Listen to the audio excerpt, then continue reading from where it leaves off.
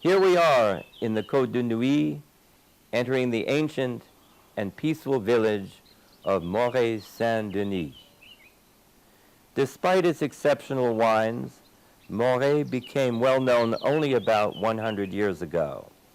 Before that, its wines were sold as Gevrey-Chambertin or Chambolle-Musigny.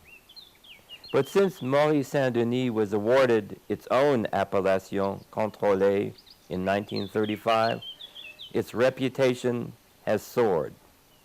The wines at every level are excellent, not just the Grand Cru of Clos de la Roche, Clos de Tard, and Clos Saint-Denis.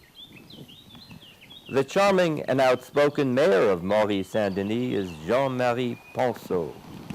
Now we'll go to visit his son and the grand écuyer of our confrérie, Laurent Ponceau. All of you know Laurent, and it will be fun to see him in his natural habitat. This is amazing, huh? Thank you. Terrific, all the way up. Hello Laurent. Bonjour. Hello, bonjour. Comment vas-tu? Ça va très bien. Bonjour. We are now in Morey-Saint-Denis with our grand écuyer, Laurent Ponceau, to learn about the terroir of Morey-Saint-Denis. Often in our group, in our tastings, we discuss terroir, but usually this is done from above. We look at the small stones, we talk about the layers, but we never see them. Laurent will tell us about the terroir from below the soil. Laurent? Yeah, we have a chance here to be 35 feet below the ground level. And this is unique. When we dig this cellar, we noticed that we were in the rock, and I wanted to keep the rock visible so we can, I've been amazed myself, we can see the terroir. Mainly, as you say, we don't see the terroir. We expect that the terroir is there, but we don't see. And the monks, and before the monks, the Roman, knew about terroir, but they could not see it. So in this cellar, which we built in 2001, we kept a wall visible on which we can have the different layers visible and also some vine roots. So we can now, I can show you what kind of system we have to express the terroir in Burgundy. Not only in Morey-Saint-Denis. We take this example and then we go back to Morey-Saint-Denis. But this example is here on a location named Côte-Rôtie, which is the first growth of Morey-Saint-Denis. Kind of limestone, which is lightly pink, very hard. We call that the mother rock. And this mother rock is used in Premaux, close to Nuit-Saint-Georges, to make marble. This is in geology named scientifically calcaire de Premaux, limestone of Premaux. On top of it, you have a layer which is quite thin of yellow marne. It's a kind of mixture of shells of oysters compressed and clay. And these marnes can be white, blue, or yellow. Here, in the middle of the Grand Cru and Premier Cru of Côte de Nuit, they are mainly yellow.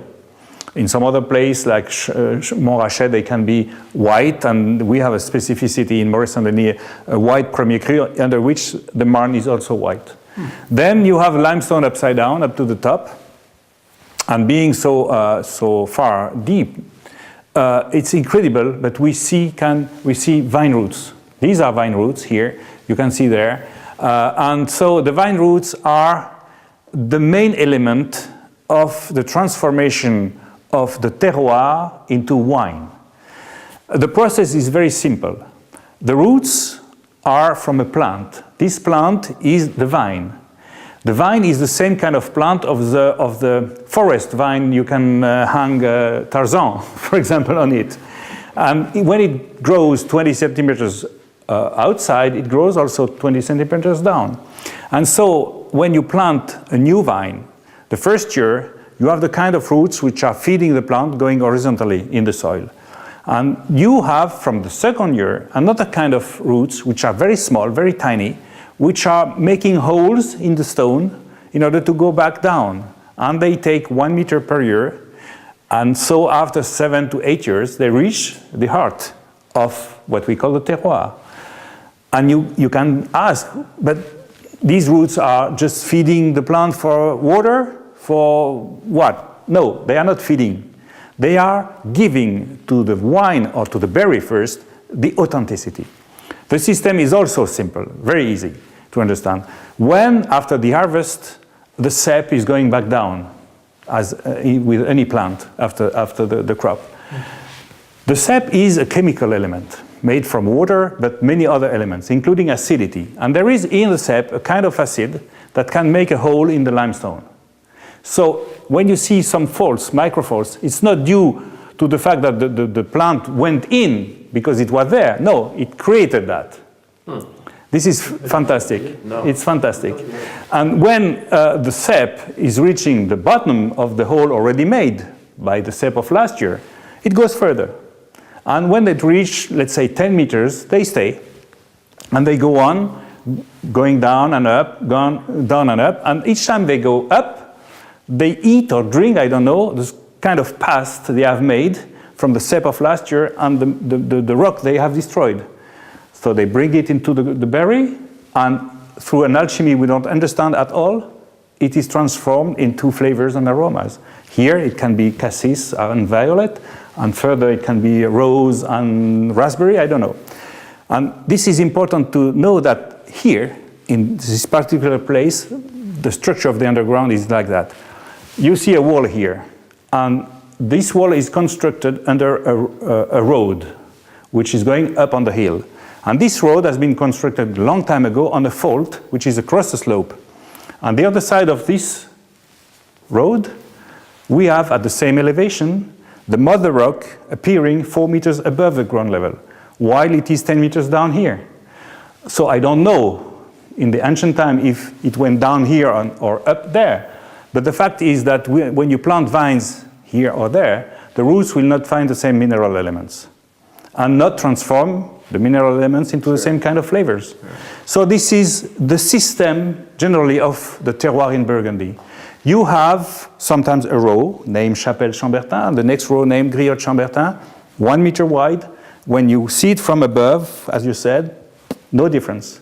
And you say, how come these bloody Burgundians say this is Griotte and this is Chapelle? There is a fault in between this meter. And the roots are fed, so to say, with the mineral elements differently. And this is fantastic. And if you can take away the soil of Burgundy, seeing again from far, you would have a keyboard. Yeah. And we say in French, géologie en touche de piano. It's a kind of keyboard. You have all the faults, big or small faults across the slope. And from one to another, you have another appellation. And this is Burgundy.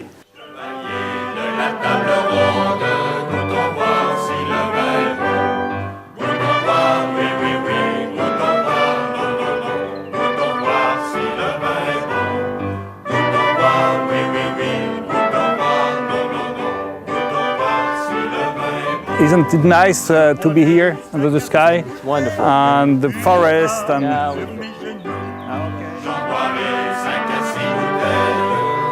femme sur les genoux, une femme